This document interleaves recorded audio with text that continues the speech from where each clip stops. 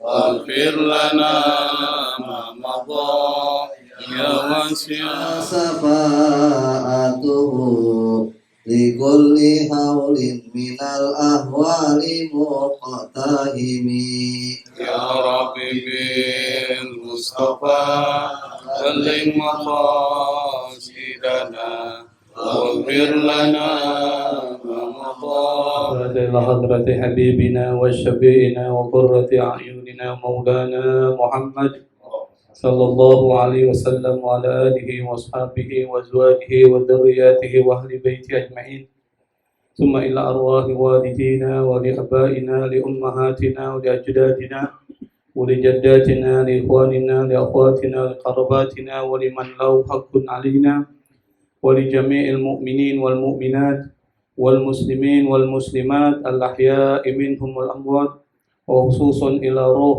مؤلف هذا الكتاب شيخ عبد الحكيم حمادة بأن الله ينفعنا به وبعلومه في الدارين. الفاتحة. أعوذ بالله من الشيطان الرجيم. بسم الله الرحمن الرحيم. الحمد لله رب العالمين الرحمن الرحيم مالك يوم الدين إياك نعبد وإياك نستعين اهدنا الصراط المستقيم صراط الذين أنعمت عليهم غير المغضوب عليهم ولا الضالين آمين. بسم الله الرحمن الرحيم. الحمد لله رب العالمين اللهم صل وسلم على سيدنا محمد وعلى آله وصحبه أجمعين. سبحانك لا علم لنا إلا ما علمتنا إنك أنت العليم الحكيم ولا حول ولا قوة إلا بالله العلي العظيم. رب اشرح لي صدري ويسر لي أمري واحلل عقدة من لساني يفقهوا قولي. أما بعد. Sebelum kita masuk kepada pembahasan yang ditulis oleh Syekh Abdul Hakim Hamada, kita perlu melakukan review. Pada kesempatan yang lalu kita sudah membahas fikih perbandingan madhab terkait dengan persoalan takbiratul ihram, kemudian terkait dengan meletakkan, mengangkat tangan dan meletakkan apakah di pusat, di bawah pusat atau di atas pusat, yang masing-masing para ulama madhab itu berbeda pendapat. Kita juga sudah membahas tentang lafaz takbir yang dibahas oleh para ulama begitu detail, begitu rinci. Kita juga sudah membahas tentang persoalan doa iftitah, tentang persoalan Al-Fatihah, ada yang baca bismillah, ada yang tidak. Kemudian kita juga membahas tentang terkait dengan persoalan Al-Fatihah ya, dengan beberapa qiraat yang di dalam kajian ulumul Quran itu ada dikenal dengan 7 qiraat, 7 bacaan. Ada yang mengatakan 10 qiraat. Tapi karena ini pembahasan khusus, kemarin tidak kita bahas secara maksimal, tapi hanya mengulas sedikit saja. Sebelum kita masuk kepada pembahasan, sebelumnya masih ada kaitan dengan pembahasan kita. Setelah kita membaca Al-Fatihah, lalu kita kemudian mengucapkan amin. Jadi kata amin itu adalah salah satu sunnah. Jadi kalau imam membaca Al-Fatihah waladhdallin, maka kita membaca amin. Nah, ini berbeda tuh dengan Mahat Zaitun tuh. Mahat Zaitun mengatakan kalau berdoa enggak usah mengucapkan amin, tapi alhamdulillah. Ini kan konyol. Padahal di dalam hadis Nabi itu jelas bahwa setelah kita membaca Al-Fatihah, qul amin. Amin itu beda dengan amin. Amin beda itu. Kalau amin, percayalah. Kalau amin, saya merasa aman. Kalau amin, orang yang terpercaya. Kalau amin, terimalah doakan. Nah, itu doa. Maka amin, terimalah. Karena di dalam Fatihah itu adalah doa. Fatihah itu pembuka Al-Quran. Yang isinya itu adalah cerminan dari Al-Fatihah itu. Pertama bicara tentang persoalan pujian kepada Allah. Bismillahirrahmanirrahim. Alhamdulillahirabbil alamin arrahmanir rahim maliki yaumiddin iyyaka na'budu wa iyyaka nasta'in, baru doa. Ihdinas siratal mustaqim siratal ladzina an'amta 'alaihim ghairil maghdubi 'alaihim waladdallin. Amin. Itu doa. Maka Islam itu isinya adalah pujian, zikir, dan doa. Maka sholat yang kita laksanakan itu isinya itu 3. Memuji Allah, berzikir kepada Allah, berdoa kepada Allah, dan berselawat kepada Rasulullah. Itu intinya. Jadi inti ibadah ke sana. Nah, ini dipahami beda oleh Syekh Mahat Zaitun, yang hampir sebagian besar pandangan-pandangannya itu bertentangan dengan pandangan para alim ulama kita. Nah, setelah kita membaca Al-Fatihah, tentu setelah itu membaca surat kan? Ini kita belum masuk di sini, kalau dalam bahasa ini nggak disebutkan secara detail. Sebelum kita masuk pada pembacaan surat, itu kita membahas di dalam perbandingan mazhab terkait dengan bacaan makmum. Kalau makmum beriman dengan makmum mengikuti imam, apakah makmum juga membaca Fatihah atau tidak? Misalnya makmum nih, ada imam. Imam sudah baca Al-Fatihah. Kira-kira kita wajib nggak baca Fatihah? Itu menurut mazhab Syafi'i. Setelah itu imam membaca surat. Sementara kita diperintahkan kalau imam membaca Al-Fatihah, kita suruh dengerin. Kalau imam membaca surat, kita suruh dengerin. Di dalam Al-Quran itu disebutkan, wa idza quri'al Qur'an fastami'u lahu wa ansitu la'allakum turhamun. Kalau Al-Quran dibacakan kepada kalian, maka kalian harus dengarkan dan ansitu, benar-benar mendengarkan. La'allakum turhamun. Semoga kalian diberikan rahmat oleh Allah Subhanahu wa Ta'ala. Maka para alim ulama madhab, kalau bicara madhab ini kita fokus ke 4 aja. Madhab Hanafi, yang paling senior, baru keduanya madhab Maliki, yang ketiganya madhab Syafi'i, baru madhab Hambali. Kita nggak akan bahas madhab lain, tapi 4 ini adalah madhab yang masih eksis, masih ada di dunia muslim saat ini. Kalau madhab Syafi'i itu memang berada di seputar wilayah Asia Tenggara. Misalnya Malaysia, Filipina Selatan, Thailand, Patani, kemudian Indonesia, Malaysia, kemudian juga di wilayah Yaman. Jadi Hadramaut itu tempatnya para habaib datang ke Indonesia, mereka mazhabnya adalah sebagian besar mazhabnya Syafi'i. Jadi kita Syafi'i. Nah, kalau mazhab Hanafi itu biasanya di wilayah Asia Tengah. Kayak Afghanistan, Uzbekistan, India, Pakistan, Bangladesh, itu mazhabnya Hanafi, Asia Tengah. Kemudian kalau mazhab Maliki itu di Asia Utara, di Afrika Utara. Di mana itu Afrika Utara? Mesir, terus Aljazair, kemudian Maroko, Tunisia, itu mazhabnya Maliki. Seperti kemarin kita bahas tentang Qurtubi, Al-Qurtubi yang menulis kitab Tazkirati Ahwalil Maut wa Umuril Akhirah, yang kajian kita cuma kita bahas tentang muktasarnya saja. Itu ulama Maliki itu, karena dia tinggal di Cordoba. Cordoba di mana? Cordoba. Cordoba di Spanyol. Jadi orang luar negeri itu. Maksudnya bukan orang yang ada wilayah di Timur Tengah, tapi adalah orang Eropa, orang Spanyol. Tapi orang Arab yang tinggal di Cordoba. Nah, kita bahas, kira-kira bacaan makmum perlu dibaca nggak terkait dengan Fatihah? Menurut mazhab Hanafi, Al-Hanafiyah, mereka mengatakan, fala qira'ata alih. Nggak perlu membaca. Jadi kalau ada imam baca Al-Fatihah, kata mazhab Hanafi, makmumnya nggak usah membaca Al-Fatihah juga. Nggak perlu membaca Al-Fatihah. Itu kata mazhab siapa? Hanafi. Apa dalilnya? Wa idza quri'al Qur'anu fastami'u lahu wa ansitu la'allakum turhamun. Kalau dibacakan Al-Qur'an kepada kalian, maka dengarkan dan diam. La'allakum turhamun. Man shalla khalfa imam fa inna qira'atal imam lahu qira'ah. Barang siapa yang sholat di belakang imam, maka bacaan imam itu bacaan makmum. Buktinya apa? Kalau orang masbuk tidak sempat membaca, maka bacaan imam sudah termasuk bacaan makmum. Itu logikanya gitu. Menurut siapa itu? Mazhab Hanafi. Tapi menurut 3 madhab, Maliki, Syafi'i, Hambali, itu mengatakan ruknul qiraatil wajibah fi shalah wal Fatihah. Rukun membaca yang wajib di dalam sholat adalah Al-Fatihah. Jadi kata 3 mazhab, Maliki, Syafi'i, dan Hambali, Fatihah tetap dibaca. Tetapi nanti perbedaannya adalah terkait dengan bismillah. Apakah bismillah bagian dari Fatihah atau bukan? Kalau mazhab Maliki, bismillah bukan bagian dari Fatihah, jadi nggak dibaca.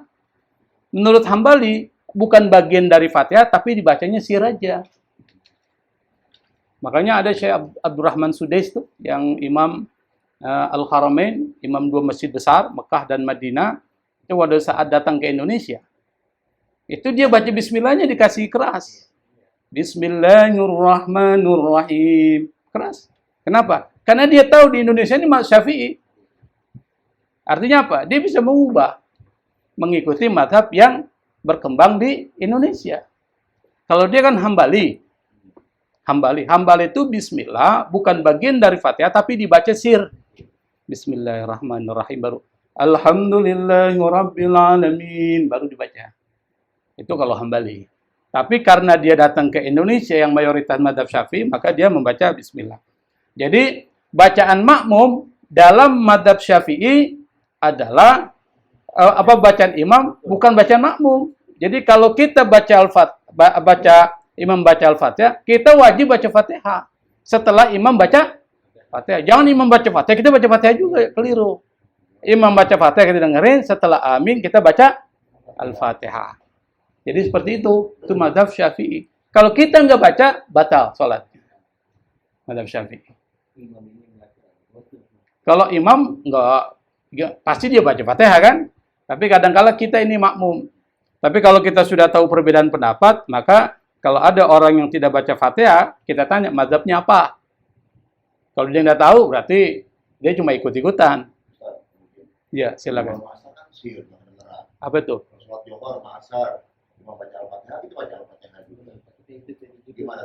Kalau di sholat sir memang wajib membaca. Yang bareng nggak apa-apa. Nggak apa-apa. Yang jadi persoalan di jahat. Gitu dengerin. Jadi kalau imam membaca, kita harus dengerin kata mazhab Hanafi. Tapi kalau sir, masing-masing wajib baca Al-Fatihah. Kalau Imam Syafi'i gimana? Apa itu? Kalau Imam Syafi'i kan Imam Syafi'i sholat maghrib, misalnya kita ikut baca Fatihah juga, nggak boleh. Kalau imam baca Fatihah, kita nggak usah baca Fatihah, dengerin dulu. Setelah imam waladhdallin, kita bilang amin, baru baca Al-Fatihah. Kalau di surat Rawih kan bisa dicatat satu-satu. Iya. Kita barengin. Baca Al-Fatihah itu baca Al-Fatihah lagi. Jangan. Tapi nggak keburu kan? Kalau pertanyaannya nggak keburu, kita beritahu imam, jangan buru-buru. Satu. Kalau dia ngebut, Bang Haji, kita pun nanti baca Fatihahnya usahakan menyesuaikan ngebutnya. Yang penting bacaan tajwidnya, makronya menyesuaikan. Benar. Kalau seandainya kita tidak termasuk orang yang mampu menyesuaikan, maka di situ berhenti seluruh bacaan Anda. Begitu. Jadi pada saat kita Bismillahirrahmanirrahim, udah langsung ruku. Kita ikut ruku aja. Karena bacaan imam, bacaan makmum. Begitu. Jangan. Jadi dengerin dulu. Nanti setelah itu baru kita berusaha. Kalau ternyata kita nggak bisa juga, ini imamnya sudah keluar dari batas kewajaran, ya udah kita ikutin aja. Bacaan imam, bacaan makmum. Bersitu udah berlakunya. Yang berikutnya adalah, sebelum kita masuk pembahasan, setelah kita baca Fatihah, makmum juga baca Fatihah, itu kan kita baca surat. Oh, surat tuh. Nah, sekarang gimana terkait dengan persoalan membaca surat? Di dalam pandangan para imam madhab ini, mereka mengatakan, qira'atus surah ba'dal Fatihah fi rak'atainil awwalaini min kulli salatin fahuwa sunnah. Jadi membaca surat di dalam sholat setelah Fatihah dalam 2 rakaat pertama itu, rakaat 1, rakaat 2 ya, rakaat 3, 4 enggak. 3 dan 4 enggak. Itu hukumnya sunnah. 4 madhab sepakat. Tetapi wa ammal ma'mum fayaqra'u fi sholati sirya al-Fatihah was surah. Kalau makmum dia sholatnya sholat sir, imamnya itu enggak mendengarkan bacanya ke kita, maka dia baca Fatihah dan surat. Wala yaqra'u syai'an fil jahriyah. Tapi kalau sholatnya sholat yang suaranya itu diperkeras, seperti sholat apa? Maghrib, Isya, dan subuh, atau sholat Jumat. Sholat Jumat, sholat tarawih, sama itu jahriyah. Menurut mazhab Maliki dan Hambali, Anda tidak perlu membaca Fatihah. Dan tidak perlu juga membaca surat. Jadi tidak perlu membaca surat. Tidak perlu membaca surat. Begitu pula menurut mazhab Syafi'i tidak perlu membaca surat kalau kita jadi makmum. Jadi ketika imam baca surat kita baca apa? Fatihah, gitu. Jangan kita baca surat juga. Apalagi menyesuaikan apa suratnya imam. Nah, di dalam mazhab Syafi'i membaca surat itu disunnahkan berurutan. Tidak boleh sungsang. Tahu sungsang? Kebalik. Jadi sungsang itu kebalik. Misalnya rakaat pertama dibaca Al-Hakumut Takatsur. Rakaat kedua dibaca apa? Iza Alam Nasroh. Itu namanya sungsang. Nggak boleh tuh. Mazhab Syafi'i mengatakan nggak boleh. Itu namanya tankis. Kalau dalam bahasa Arab itu artinya adalah tankis. Apa itu tankis? Tankis itu bacanya kebalik. Sungsang. Para ahli fikih sepakat kalau membaca suratnya itu tidak berurutan, itu hukumnya makruh. Ahli fikih sepakat.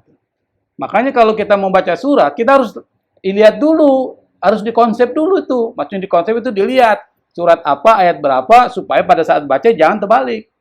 Kalau Anda baca surah Al-Baqarah, setelah itu harus surat Al-Imran, misalnya. Tapi kalau surat Al-Baqarah dalam surat yang sama, ayatnya kalau yang pertama kita baca 1 sampai 5, yang kedua di atas 5. Terserah di atas 5 sampai terakhir, sampai An-Nas. Begitu. Jadi jangan terbalik. Makanya kalau kita sholat tarawih, para ulama kita sudah merumuskan itu.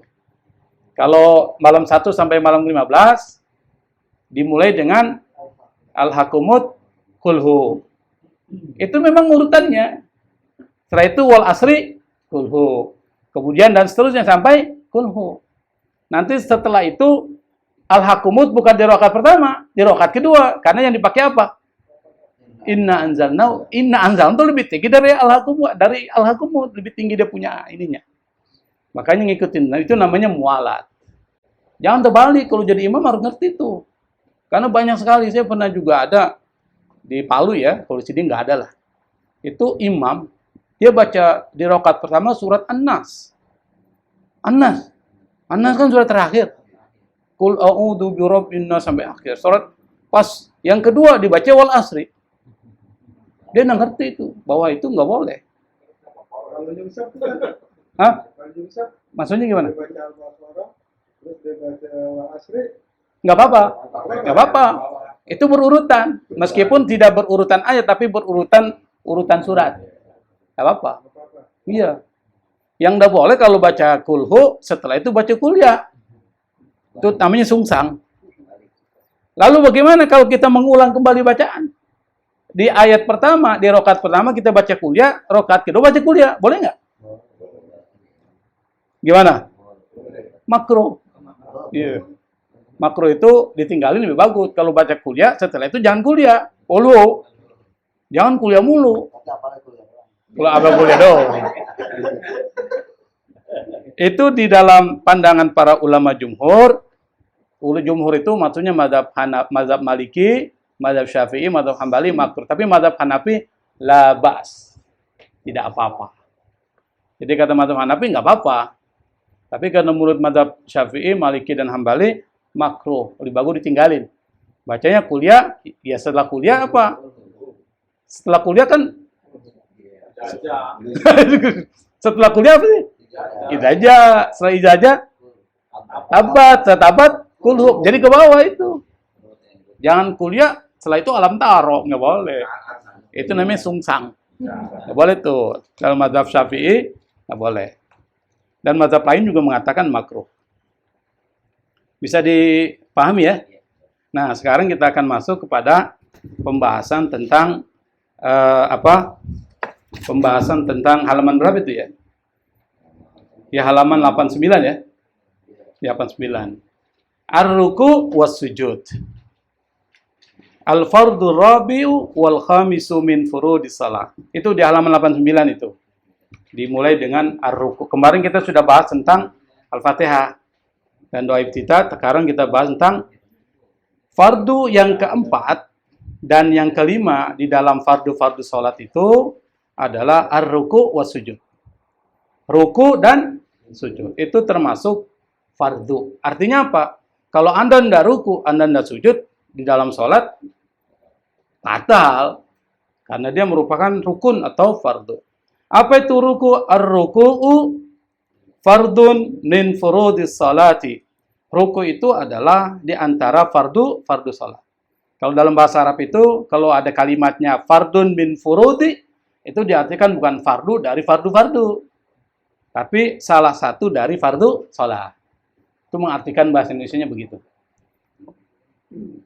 Wahuwa, yang dimaksud dengan ruku, kata penulis kitab ini, ayyan haniya hatta taqtariba rahatahu min rukbataihi in kana mutawassital yadain. Nanti kita akan praktekkan ruku yang benar menurut mazhab Syafi'i seperti apa. Kata penulis kitab ini, ruku ini adalah ayyan haniya. Yan haniya itu artinya membungkuk. Yan hani inhena itu membungkuk. Hatta sampai taktariba itu mendekati. Apa yang mendekati? Rohatahu. Roha ini telapak tangan. Roha. Kalau tangan yadun. Tapi telapak tangan roha. Atau al-kaf. Al-kaf. Tapi ini roha. Ini telapak tangan. Jadi yang pegang nih telapak tangannya. Bagaimana? Sampai kedua telapak tangannya itu mendekati rukbataihi. Dengkulnya. Lutut. Kalau orang Betawi bilang dengkul. Dengkul atau lutut. In kana mutawassital yadain. Jika orang itu kedua tangannya itu menengah, enggak panjang. Ada orang yang tangannya panjang tuh, ada yang pendek, ada yang menengah. Maksudnya sedang-sedang aja, mutawassit. Bihaisu itu kalau kita belajar bahasa Arab, sehingga artinya. Sehingga, meskipun susah ini mengartikan kata bihaisu ini, tapi kita artikan sini sehingga, lau seandainya, wadha'ahuma, seorang yang salat atau seorang yang ruku meletakkan kedua tangannya, lakanata, maka kedua tangannya itu alal fakhidain, berada di atas kedua paha. Fakhid ini paha, karena dia dua, fakhidain. Jadi muslimun, muslim satu. Kalau dia dua, musliman, muslimaini. Kalau dia jamak, muslimun, muslimina. Begitu tuh kalau bahasa Arab. Tapi ini harus belajar serius bahasa Arabnya. Kalau sudah umur begini susah belajar bahasa Arab. Itu harus kerja keras itu. Itu yang umur yang masih muda itu yang agak mudah diajarkan bahasa Arab. Nah, itu ruku. Nah, sekarang para ulama itu sepakat ruku itu fardun. Tapi bagaimana cara ruku menurut mazhab Syafi'i? Saya akan jelaskan mazhab Syafi'i aja ya. Kalau mazhab lain kita tidak jelaskan lah. Karena ini kan praktiknya beda sendiri. Nanti di akhir kita akan coba praktekkan keempat mazhab itu. Kalau mazhab Maliki gimana sholatnya, mazhab Syafi'i gimana? Ini Syafi'i, karena memang fokus saya adalah bagaimana kita benar-benar berpegang di Syafi'i. Sekarang saya akan memberikan contoh.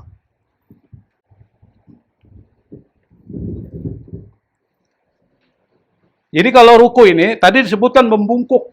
Ayan hanya. Kalau dia membungkuk, ini memegang lutut nih. Ini lutut dipegang kan? Ini dia harus ayastau ya duhur. Dia punggungnya harus rata ini. Makanya untuk rata, itu dipegang lutut. Begini nih. Dan tangannya bukan begini. Dia megang tapi melebar. Pegangnya begitu. Kira-kira rata nggak nih saya pegang? Badan saya rata nggak? Rata. Dan ini sehat. Karena ketarik. Makanya nggak boleh megangin di sini. Karena dia nggak rata. Atau dia betis, sak. Nggak bisa, atau di sini. Dia pegangnya pas. Dia lutut. Jadi pegang begini. Nah kalau diperhatikan dari pertama kita sholat mazhab. Dari mazhab Syafi'i. Misalnya saya dipraktekkan kan niat dulu. Niat kan? Sebelum niat apa namanya? Talafuz. Usolli. Itu usolli menurut mazhab Syafi'i sunnah. Ya, sekarang saya baca usolli fardhas subhi rakaataini mustaqbilal qiblati adaan. Anggap aja saya sebagai makmum atau imaman lillahi taala. Pas ngomong begitu, ini langsung diangkat nih. Allah diangkat berbarengan dengan niat di dalam hati. Berbarengan dengan niat. Angkatnya pas angkat itu berbarengan dengan Allah. Allah. Ingat, tangan ini terbuka. Dan dia berhadapan dengan pundak. Allah, sampai ini dipegang sampai ke sini. Ada yang sampai di sini, tapi kita nggak sampai. Allahu Akbar. Baru turunin. Pas Akbar baru turunin. Jangan Allahu Akbar. Berarti bukan mazhab Syafi'i. Jadi pas Allahu Akbar, turun satu. Tangan kiri di atas pusat, bukan di pusat. Kalau mazhab Hambali dan Hanafi di bawah pusat. Kalau Maliki, begini. Kalau mazhab Syafi'i, ini di atas pusat, tangan kanan memegang pergelangan tangan kiri. Tuh, jadi begini. Bukan begini. Tapi memegang. Tuh. Nah, setelah itu baca doa iftitah. Iftitah, mazhab Syafi'i, sunnah, mazhab Maliki, makruh. Nah, setelah baca doa iftitah, baca ta'awudz. A'udzubillahi minasyaitonirrajim. Mazhab Syafi'i, sunnah, mazhab Maliki, makruh. Setelah baca ta'awudz, baca Al-Fatihah dengan bismillah. Karena Fatihah, bismillah bagian dari Fatihah. Setelah membaca Fatihah, lalu kemudian makmum bilang amin. Imam juga bilang amin. Waladhdallin. Amin. Kita baca amin juga. Mereka bilang amin. Jadi tidak bilang alhamdulillah, kata Zaitun itu ngawur dia memang. Itu parah itu orang. Kalau Allah sesatkan orang, itu orang yang sesat itu. Allah sesatkan dia. Bayangkan mahat besar dengan ketua pondoknya model begitu, itu Allah sesatkan. Pandangan-pandangannya itu sangat berbeda dengan kebanyakan para ulama kita yang mainstream lah. Allah sesatkan. Kalau Allah sesatkan itu begitu. Meskipun dia pintar, tapi Allah sesatkan, na'udzubillah. Merasa benar. Nah, setelah kita baca Al-Fatihah, baru baca surat. Baca surat dengan bismillah. Mazhab Maliki tanpa bismillah. Baca dengan bismillah langsung. Bismillahirrahmanirrahim. Qul huwallahu ahad. Selesai. Setelah itu lalu apa yang kita laksanakan? Ruku. Allahu Akbar. Pas ini. Nah, ini ruku nih. Pandangan kita itu ke tempat sujud. An-nadhar ila maudhi'is sujud. Lihat kepada tempat sujud. Tangan ini memegang lutut dan dikasih begini. Dia melebarnya ke sana, begini. Tuh. Ini rasanya enak ya. Rasanya. Tapi kalau perempuan dia kasih rapat. Kalau laki-laki begini aja. Dia baru ruku. Nanti iya silakan. Sampai bawah. Hah? Jangan sampai ke bawah. Gimana? Sampai ke bawah. Oh, nggak boleh. Karena yang dimaksud empat mazhab itu sampai rukbah. Begini. Wah, nggak bisa. Dia harus rata, lurus. Punggungnya lurus. Itu tidak mengikuti sunnah. Karena para ulama mazhab, empat mazhab mengatakan begitu. Empat mazhab loh. Begini dia. Bukan begini. Jadi begini, lurus. Nah, kecuali orang tua. Kalau yang sudah tua, dia mau begini, itu udzur dia. Nggak bisa lagi disalahin. Itu. Kalau yang masih normal, masih standar ya, itu dia rata. Tadi. Ini rata ini. Kenapa saya mengatakan rata? Karena yang dipegang tuh lutut. Lutut dia. Ini keker ini. Kalau kita begini, berarti Anda tidak. Ininya nggak rata. Tuh, begini. Dia rata.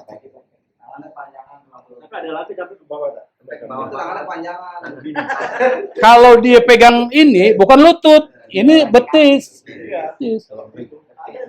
Nah, itu kalau ada diberitahu itu.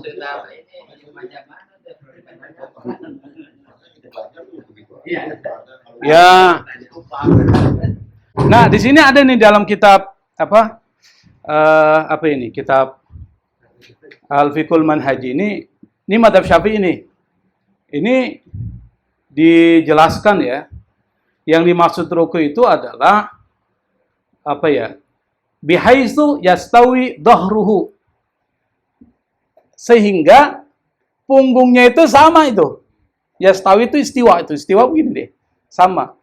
Bihaitsu yastawi dhahruhu. Dhahar ini nih. Punggung. Sampai punggungnya itu rata tuh. Maka disebut dengan khatul istiwa. Khatul istiwa itu. Istiwa. Dia rata terus. Nah kalau kita, para ulama mengatakan demikian, kita main-main. Mengikuti siapa? Anda mengikuti hawa nafsu Anda, silakan. Tapi nanti dipertanggungjawabkan di hadapan Allah. Kita sudah ikuti para alim ulama kita. Mazhab Syafi'i mengatakan, kecuali yang udzur. Kalau yang udzur kita anggap semuanya Allah maafkan. Dimaklum. Kalau udzur, dimaklumkan. Nah itu yang terkait dengan persoalan ruku. Nah kita masuk lagi sujud. Nah sujud itu semua ulama mazhab sepakat kalau ditinggalkan batal sholatnya. Tetapi bagaimana cara wudu, cara sujud? Imam Syafi'i berdasarkan hadis umirtu an asjuda ala sab'ati a'dha. Jadi aku diperintahkan untuk sujud dengan 7 anggota. 7 anggota. Mana aja 7 anggota itu? Pertama adalah jidat. Tangan 2. Apalagi? Hidung enggak, tidak. Lutut 2. Terus kaki. 2. 1. Berarti berapa? 7. Kalau mazhab Syafi'i, saya menggunakan mazhab Syafi'i saja. Setelah kita ruku, ini kan ruku, nanti i'tidal kita bahas. Kita i'tidal kan? Samiallahu liman hamidah. Ini Anda boleh pegang begini boleh, lepas juga boleh. Yang nggak boleh bergerak 3 kali. Kenapa dia pegang begini? Supaya tidak bergerak. Mu'alim Syafi'i Hadami begini. Waktu Anda masih belajar sama beliau ini, dia pegang begini. Supaya tidak bergerak. Begini boleh? Boleh nggak apa-apa. Yang penting begini nggak boleh. Karena di begini ada pergerakan. Itu yang nggak boleh. Nah kalau kita sudah i'tidal itu tidak boleh melebihi batas bacaan Fatihah. Jangan terlalu lama. Kalau kita i'tidal sami'allahu liman hamidah lama gitu. Ingat batasannya adalah batasan seperti baca Al-Fatihah. Kalau lebih dari itu nggak boleh, haram. Harus kurang dari bacaan Al-Fatihah. Baru kemudian ketika kita sujud, maka mazhab Syafi'i itu lutut dulu. Lutut Allah. Tuh 2. 3, 4, 5, 6, 7. Sama belakang. Kaki 2. Jadi pada saat sujud itu 6, bukan hidung ya. Hidung nggak kena ini. Tapi nanti disunahkan juga hidung kena. Tapi kalau hidungnya pesek, kecuali Haji Untung hidungnya panjang dikit, dia menang. Hah? Jidatnya nggak kena. Tapi kalau Bang Hakim kalah. Hidungnya kalah. Dia mancungnya ke dalam. Nyari lubang. Jadi kita sujudnya itu pertama kaki dulu. Lutut. 1, Allahu Akbar tuh. Ini tangan ini bukan begini tapi merata. Dia rapat. Baru kemudian jidat kena. Hidung kalau kena bagus. Sunahkan. Tapi yang terpenting jidatnya. Ini tangannya begini. Jangan begini. Atau begini. Jangan. Begini jangan. Ini pertama ganggu jamaah yang lain kan. Yang kedua dia begini tuh. Karena kalau begini, ini nggak rata. Kalau begini nggak rata. Padahal kita disuruh rata. Dan ratanya dirapatkan. Bukan direnggangkan, tapi dirapatkan. Jadi jarinya merapat. Jadi menghadap ke kiblat benar. Jadi ingat, lutut dulu, tapi kalau mazhab Maliki, tangan dulu. Tuh, baru. Beda tuh. Kalau mazhab Maliki, sholatnya itu kan Allahu Akbar. Lepas. Baru Alhamdulillahirabbil alamin. Enggak baca iftitah. Sampai waladhdallin. Amin. Baru qul huwallahu ahad dan seterusnya. Allahu Akbar. Samiallahu liman hamidah. Allahu Akbar. Itu Maliki. Maliki. Kalau mazhab Syafi'i dengkul dulu. Kecuali yang udzur. Kalau dengkulnya ada koreng, setengah mati tuh. Maka dia kangen dulu tuh. Bisa begini dulu kan? Oh, kalau itu nggak apa-apa, dia langsung gini aja dulu. Gini pelan-pelan. Saya juga kadang-kadang kalau saya sakit, ini juga lagi sakit ini. Coba begini dulu. Tuh. Baru ratain. Iya. Kalau jidat dulu hancur. Iya. Ada yang begitu, ada. Orang gila itu.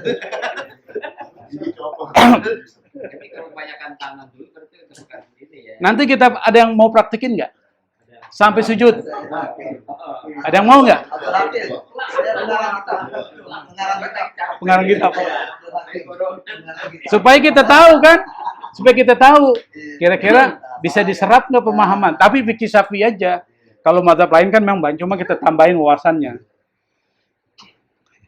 Tapi terkait dengan sujud, hampir sebagian besar sama pandangannya.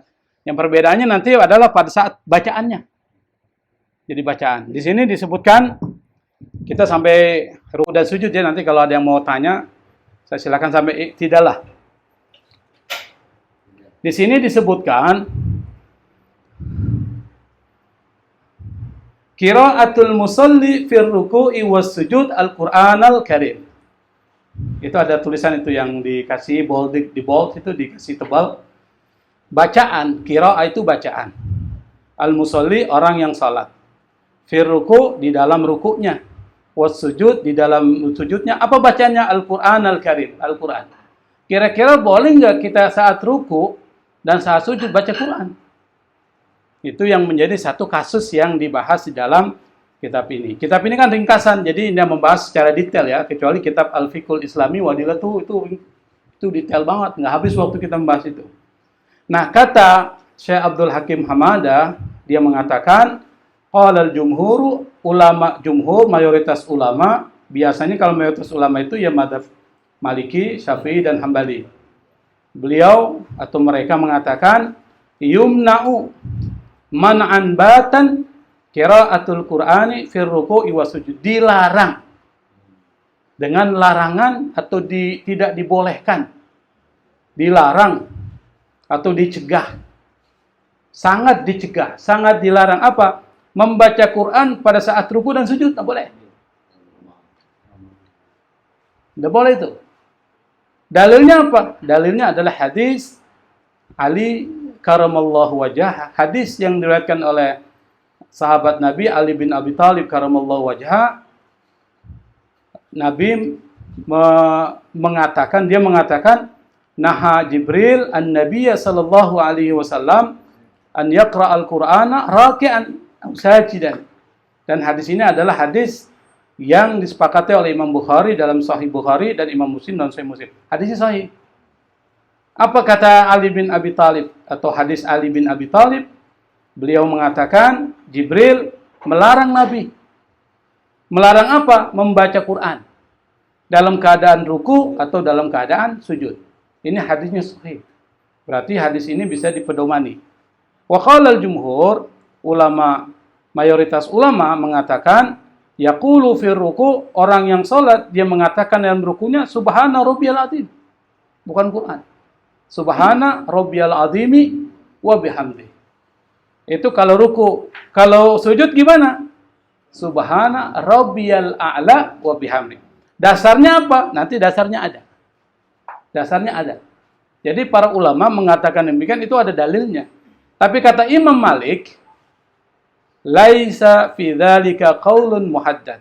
Dalam masalah itu tidak ada satu perkataan yang bersifat pasti. Artinya apa? Ya bisa bacaan tasbih aja. Tidak ada sesuatu yang pasti. Sunnah, kalau nggak dibaca juga nggak apa-apa. Sunnah. Tapi kan tidak enak, masa kita sholat yang sunnah kita nggak pakai. Iya, kita tetap membacanya. Terkait dengan jumlah tasbihnya, bisa 1, bisa 3, bisa 5, 7, dan seterusnya, silakan. Ada katanya lebih dari 3 haram. Lebih nggak apa-apa. Begitu lama-lama. Enggak, justru sujud semakin lama semakin bagus. Oh. kecuali sholatnya sholat sendiri. Kalau sholat jamaah itu kita banyak jamaah di belakang yang beda kondisinya. Ada yang mungkin asam urat, ada yang mungkin lagi pusing palanya kan. Nah, tiga berarti. boleh satu, boleh tiga, terserah. Yang penting dia sedang aja. Tapi kalau sendiri semakin lama semakin bagus. Ya sudah berharap untuk lagi yang jadi imam tuh yang Tapi nggak diharamkan juga, nggak diharamkan. Karena haram itu kalau dilaksanakan dosa, itu haram. harus lebih. Tapi dianjurkan jangan terlalu memperpanjang. Kalau jadi imam, nggak apa-apa. Yang penting jangan baca Quran. Ya, berdoa di sujud itu dianjurkan, tapi jangan baca Quran. Misalnya kita baca Subhana Rabbiyal Azim, Subhana Rabbiyal A'la bihamdi, terus kita tambah lagi dengan tasbih-tasbih dan seterusnya, kita kasih panjang, kita berdoa di situ. Nabi suruh, tapi nggak baca Quran. Baca doa boleh juga Ustaz, ya. Doa yang dari Al-Quran nggak apa-apa, tapi itu bukan Quran, tapi doa dari Al-Quran. Misalnya Rabbana atina fid dunya, itu doa. Meskipun kita dalam keadaan junub, baca doa dengan mengambil dari Al-Quran nggak apa-apa. Baca tahlil tuh nggak apa-apa. Yang nggak boleh itu membaca Al-Quran dengan tujuan membaca Quran. Tapi kalau kita ambil doa-doa dari Al-Quran, meskipun kita dalam keadaan janabah atau dalam keadaan sujud, nggak apa-apa. Tapi doanya. Makanya salah satu cara untuk khusyuk di dalam sholat itu adalah italatur ruku'i was sujud. Memperpanjang ruku dan sujud. Jadi kalau kita sholat sendiri, sholat tahajud, kasih panjang tuh ruku dan kasih panjang sujud. Berarti tasbihnya ditambah. Tasbihnya dikasih panjang. Satu sekali, silakan kalau kuat. Nggak apa-apa. Tapi kalau sholat sendiri, kalau sholat berjamaah, 3 aja. Jangan panjang-panjang. Iya. Kalau Haji Fauji pernah dikritik oleh Haji Alwi. Terlalu cepat katanya.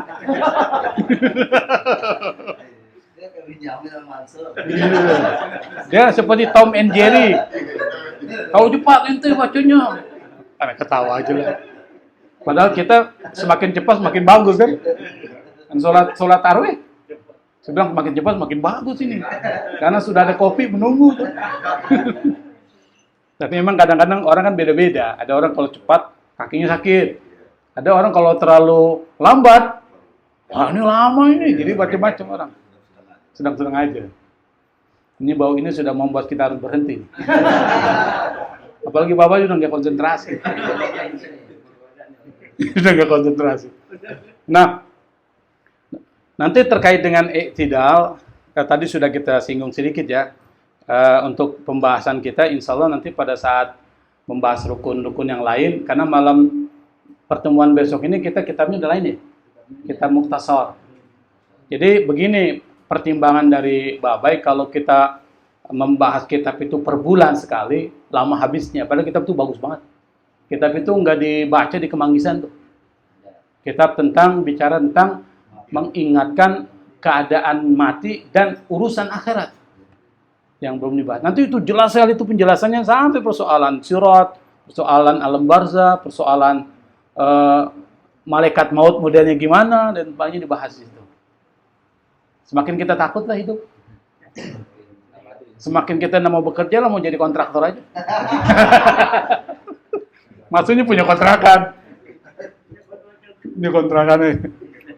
Insya Allah pada pertemuan yang akan datang kita akan lanjutkan ya. Kalau ada yang ingin dipertanyakan, saya persilakan. Ya, silakan, Tuman.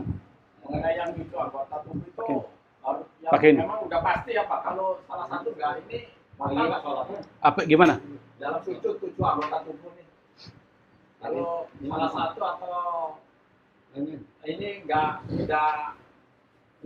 sesuai aturannya, kira-kira sholatnya sah apa enggak?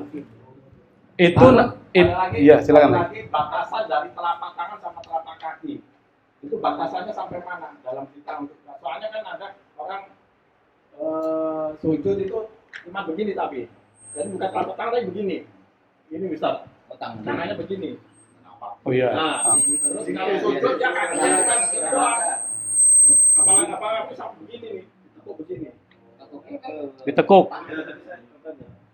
Dengan ada sholat ya sujudnya begini nih. Terus ada kakinya cuma begini nih. Begini doang nih. Apalagi begini. Oh, iya. Nah, itu gimana itu? Kan ada batas-batas antar Di dalam kitab apa nih Al-Fiqhul Manhaji ini yang memperkuat saja sebenarnya. Itu disebutkan yushtaratu li sihhatis sujud mura'atul umuri taliyah. Jadi untuk disyaratkan supaya sujudnya itu sah, maka beberapa hal ini harus diperhatikan. Apa? Yang pertama, kashful jabha inda mula masatiha al-ardah. Jadi jidatnya itu harus tidak boleh ada sesuatu yang menutupi. Makanya kalau pakai kopi jangan begini tuh. Dia harus terbuka tuh. Kayak Gus Baha itu. Gus Baha itu kan terlalu buka itu gitu. Nih. Makanya kalau kita pakai sorban, nih kan ada orang pakai sorban sampai diiput begitu kan. Ini terbuka. Atau pakai imamah itu, jangan sampai tertutup ini. Dia harus terbuka. Kalau dia tertutup, maka batal. Sujudnya nggak dianggap sah. Karena salah satu syarat itu menurut mazhab Syafi'i. Yang kedua, sujud itu harus 7 anggota. Di sini disebutkan ayyakuna sujudu ala sab'ati a'dha wa hiya allati addaha an-nabi biqauli, dan yang saya sebutkan tadi. Harus dengan 7 anggota. Apa? Yang pertama adalah al-jabha. Yang dimaksud dengan al-jabha, Nabi mengatakan asyara biyadihi ala anfihi, sampai dia kepada hidungnya. Tapi al-jabha yang penting. Nah, kena di sini sunnah aja. Tapi ini yang penting. Itu yang kedua, wal yadain, kedua tangan, telapak tangan. Di sini bukan disebut dengan roha, tapi yadain.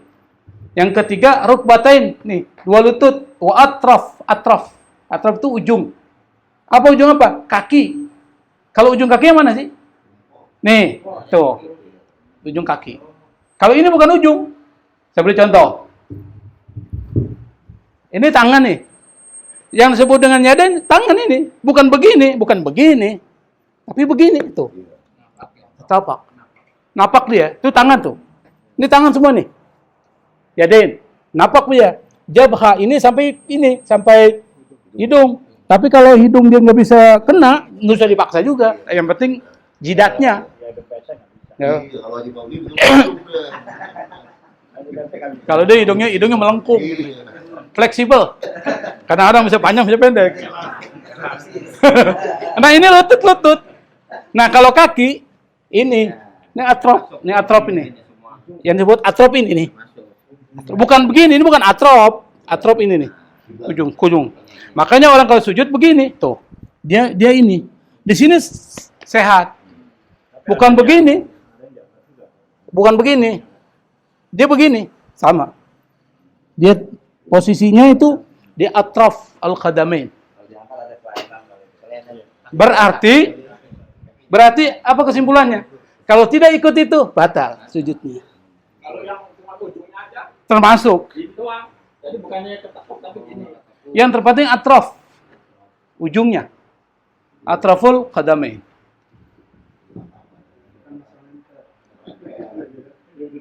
Nah itu disebutkan tuh, ada banyak ini disebutkan. Yang berikutnya adalah Allah yasjuda ala saubin muttasilin bihi bihaisu yataharrak biharkati. Sujud nggak boleh di kain yang berhubungan dengan dia. Makanya kalau Anda punya imamah ini, sorban ini taruh aja. Jangan di sini, nanti kalau dia hidung kena ke kita hidung batal. Ya, enggak dipakai itu melekat ke kita, lalu kemudian kita kecium tuh, itu namanya mutasil dengan kita, mengikut. Taruh bawah nggak apa-apa, itu nggak berhubungan. Makanya atau ada pakaian kita yang lebar kita taruh begitu supaya karena kotor, begitu, nggak boleh. Dan seterusnya. Jadi yang kedua disebutkan ayyatahamala bijabhati alal ardi tahammulan bainan. Ini jidatnya jangan cuma ditempel biasa tapi juga ditekan dikit. Biar hitam. Bukan biar hitam. Kalau itu orang salafi. Bukan hitam, tetapi dia memang ada tekanan ke bawah. Kalau ada yang nempel doang kan gitu doang. Kasih tekanan dikit. Tahan dia. Tangannya diignorin. Ya kasih. Tapi jangan ditekan begitu, enggak. Itu kalau itu malah Nabi Kadang-kadang melarang karena ini tidak indah. Orang kalau ada hitamnya di sini tidak indah. Jadi min athari sujud bukan tanda hitam. Tanda sujud itu adalah orang itu bersinar. Karena wudhu itu nanti itu akan menjadi tanda umat Nabi Muhammad itu. Guron muhajjalin. Kelihatan umat Nabi Muhammad itu min athari sujud. Siapa? Mukanya bersinar, dia punya tangan bersinar. Makanya pada saat wudhu disuruh kita jangan cuma sampai sini doang, kasih panjang sini. Kalau kita pakai tangan bukan sampai ka'bain, tapi sampai betis. Sampai betis kasih panjang. Karena apa? Karena air wudhu yang mengenai kaki itu nanti akan bersinar. Itu disebut dengan guran muhajjalin. Nanti umat Nabi Muhammad terlihat itu. Oh ini umat, bukan tanda sini dua. Tanda hitam dua itu malah jadi buruk. Muka kita jadi kurang bagus. Kalau kita nggak salahkan juga sih, tapi kalau tujuannya itu nggak bagus. Kalau memang dia sujud kemudian menjadi hitam karena sendirinya, kita nggak usah salahin juga. Tapi intinya adalah tadi pada saat ketika kita sujud itu memang dahi itu bukan cuma sekedar ditempel, tapi juga antara tanah dengan ini itu benar-benar ada apa istilahnya tuh. Di sini bahasanya memang susah dipahami dalam bahasa Indonesia ya. Ayyatahamala bijabhati alal ardi tahamulan bainan. Tahamulan bainan itu antara dia dengan tanah itu memang ada ini. Ada apa ya? Ada penekanan sedikit. Itu maksudnya begitu. Jadi intinya nggak boleh, Pak Ruman. Dia harus mengikuti standar itu. Standar yang pertama adalah ini harus terbuka. Standar yang kedua harus 7 anggota badan. Berarti kalau dibilang tangan, ya tangan itu semua, bukan tangan cuma sekitar setengahnya, setengah semuanya. Kalau sampai begini nih, orang sampai sujud susah banget. Kalau dia begini, tangan ini menghadap kiblat, kan harus menghadap kiblat. Yang Ada orang takut. nah, kalau itu tidak ada dasarnya. Main layangan. Kalau ditanya apa dasarnya, nggak ada dasarnya, berarti nggak usah diikuti, karena nggak ada dasarnya. Sama kayak salah buka-buka begini. Ya itu nggak perlu diikuti karena nggak ada dasar. Jadi kita ikuti apa yang ada dasarnya aja kalau soal ibadah. Kalau ada yang seperti itu, kita tanya dasarnya apa? Oh saya ngelihat orang begitu, orang itu yang ditanya dasarnya apa, jadi harus jelas. Ibadah itu harus jelas. Nah saya pikir itu ya, perumahan. Punya yang lain silakan.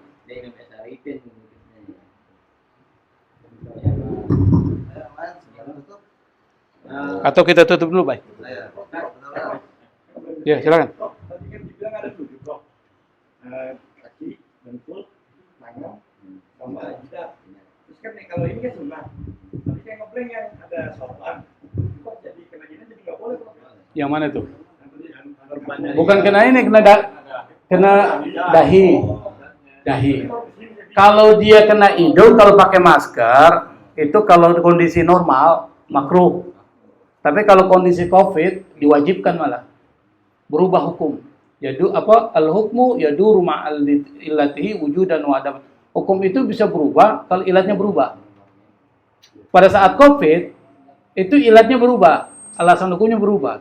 Disuruh pakai masker. Karena kalau nggak pakai masker, kita bisa terkena virus, tertular virus. Maka memakai masker karena mengikuti pemerintah, jadi wajib. Bukan karena maskernya, pemerintah yang suruh. Dan kita disuruh mematuhi pemerintah. Dasarnya jelas kesehatan. Kita tidak boleh ijtihad sendiri kalau soal kesehatan. Tanya orang yang punya ahlinya, kemampuan. Maka berarti hukum makruh berubah menjadi wajib. Tapi kalau sudah normal kembali, Anda sholat pakai masker, sudah normal, jadi makruh lagi kembali. Begitu. Kalau masalah COVID, waktu COVID itu tuh orang nggak sholat Jumat sampai 3 kali kemana? Yang nanti dosanya siapa? Kalau pemerintah melarang ya, melarang orang melaksanakan sholat Jumat karena alasan itu kita ikut pemerintah, bukan ikut kemauan kita. Tidak ada dosa karena pemerintah sudah mengatakan demikian. Jadi sholat Jumat itu menjadi sholat duhur. Sholat duhur itu dilaksanakan masing-masing di rumah. Bagaimana kalau saya sholat Jumat di rumah? Nggak boleh, sholat Jumat kan harus ada 40 orang. Tetap sholat duhur di rumah. Jadi diganti duhur. Sama dengan orang yang melaksanakan safar. Kalau safar, dia mau sholat Jumat, mau tidak sholat Jumat, dia tidak apa-apa. Bebas, dia mau minum, mau sholat zuhur, sholat juhur silakan. Karena dia dihilangkan, diberikan rukhsah keringanan. Dimaklumi, apalagi pemerintah yang suruh. Pemerintah itu menjadi hukmul hakim ilzamun yarful khilaf, kata para ulama kita. Putusan penguasa itu mengikat, semua perbedaan pendapat hilang. Termasuk kalau pemerintah menentukan 1 Syawal tanggal sekian, Muhammadiyah tidak boleh tuh ikut buat lebaran sendiri. Tidak harus ikut pemerintah. Sayangnya karena ego. Ikut egonya masing-masing, jadi begitu. Padahal kalau di tempat lain sama semua. Jadi ikut pemerintah, karena pemerintah itu dasarnya jelas. Atiullah wa atiur rasul wa ulil amri minkum. Patuhi Allah, patuhi Rasul, patuhi penguasa. Penguasa siapa? Ya penguasa dari pemerintah sampai tingkatan RT. Itu harus dipatuhi. Nah, ketika pemerintah dengan rekomendasi dari dokter bahwa harus pakai masker dan sholat Jumat dilarang untuk sementara karena ini terkait dengan pembauran dilarang. Maka kita ikut pemerintah, bukan egois, ikut sendiri. Itu harus begitu. Beragama begitu. Wah, saya nanti dosa loh. Ya, dosa itu kan bukan kita. Persoalannya adalah kondisinya membuat kita yang memang melaksanakan itu. Kira-kira dalam hukum lain ada enggak? Oh, ada hukum bisa berubah. Contoh, haji 2 tahun sudah dilaksanakan.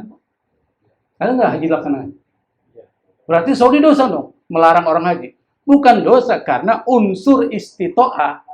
Kan salah satu orang bisa melaksanakan haji adalah mampu. Mampu itu salah satunya adalah keamanan. Di situ tidak aman. Makanya Saudi mengatakan dilarang melaksanakan ibadah. Bukan dilarang ibadahnya. Untuk saat ini dilarang karena bisa terpapar penyakit COVID itu kalau terjadi penularan. Nah, ketika sudah dibolehkan, itu pelaksanaannya dikasih jarak itu tawafnya. Sholat fardu, sholat 5 waktu dikasih sampai jaraknya 1 meter tuh. Coba Anda lihat waktu saat COVID di Saudi itu, di Masjidil Haram, 1 meter tuh. Padahal kalau imam di Saudi itu kalau sebelum sholat dia mengatakan istawu wa'tadilu, kasih rata, kasih rapat tuh. Ketika COVID berubah. Artinya apa? Hukum bisa berubah kalau kondisinya membuat itu berubah. Dan itu wajar, biasa, bukan sesuatu yang harus kita ribut. Saya pernah di debat penjamaah tabligh. Saya bilang, ente nggak ngerti. Dia bilang, kita ini kan ini yang kita lakukan adalah agama. Iya, agama untuk siapa? Allah turunkan agama buat siapa sih? Buat manusia, bukan buat Allah. Terus Allah tuh membuat aturan-aturan. Sebagai contoh misalnya, Nabi itu mengatakan, kalau ada di satu tempat ada wabah, jangan masuk. Kalau Anda masuk, Anda kena penyakit. Kok ada masuk di situ? Berarti Anda bodoh, saya bilang. Nyari mati namanya. Kabur. Karena Umar bin Khattab itu, ketika ada tempat di mana ada wabah, dia nggak masuk. Tapi ditanya, engkau lari dari takdir Allah, wahai Umar. Saya memang lari dari takdir Allah, menyulut takdir Allah yang lain. Tapi kalau kita sudah berada di tempat yang kena wabah, jangan keluar. Kenapa? Kalau kita keluar, kita bisa menularkan kepada yang lain. Kita berada dalam rumah. Kalau dalam rumah kita kena terpapar juga, lalu meninggal, mati syahid. Tuh, begitu Islam. Kalau mati syahid, langsung surga. Karena kita mati terkena wabah penyakit itu. Kita ikuti aturan Nabi, mainnya begitu. Ada yang mati konyol. Kalau mati konyol itu bukan mati syahid. Mati konyol sudah tahu dilarang, dia lakuin. Misalnya jamaah tabligh ya. Jamaah tabligh bukan kita mengatakan jamaah tabligh buruk, enggak. Cara memahami agamanya yang keliru. Sudah tahu itu COVID, dilarang pertemuan. Dia langsung melakukan ijtima. Ini kan bandel dia, sudah tahu dilarang. Pas selesai dari ijtima, dia pikir ini kan persoalan agama, Allah yang menjaga. Pas pulang semua, terkena COVID semua itu. Mati. Terus, apakah dia mati syahid? Mati konyol. Kalau mati syahid, kita sudah menghindar. Kita kena. Ah, itu baru. Udah menghindar kita, sudah tahu berada di tempat wabah, jangan keluar. Di dalam rumah. Nabi suruh gitu, di dalam rumah, jangan kemana-mana. Nah, kalau di dalam rumah kena juga, meninggal, Anda mati syahid, karena Anda sudah berusaha. Tapi kalau kita masuk ke tempat wabah itu lagi di situ dengan alasan kita ini kan semuanya Allah yang jaga, semuanya Allah yang beri penyakit. Memang Allah beri penyakit, tapi kita yang cari. Harus ikhtiar. Itu agama itu begitu. Makanya harus diubah cara pemahaman keagamaan kita. Jangan ngikuti yang tadi itu cara pemikiran tradisional. Harus modern sedikit lah. Kritis, kata Bang Haji Andi, kritis. Logik masuk akal. Kalau masuk akal. Kalau saya berpikiran gitu, oh di debat habis-habisan, biarin aja. Kita bilang begitu. Sampai di televisi saya jelaskan. Diundang di televisi kan kita jelasin terkait dengan persoalan musibah. Musibah itu begitu. Ada hikmah di setiap musibah. Kita tutup aja, Pak ya. Setelah itu nanti boleh ada pertanyaan, silakan Pak.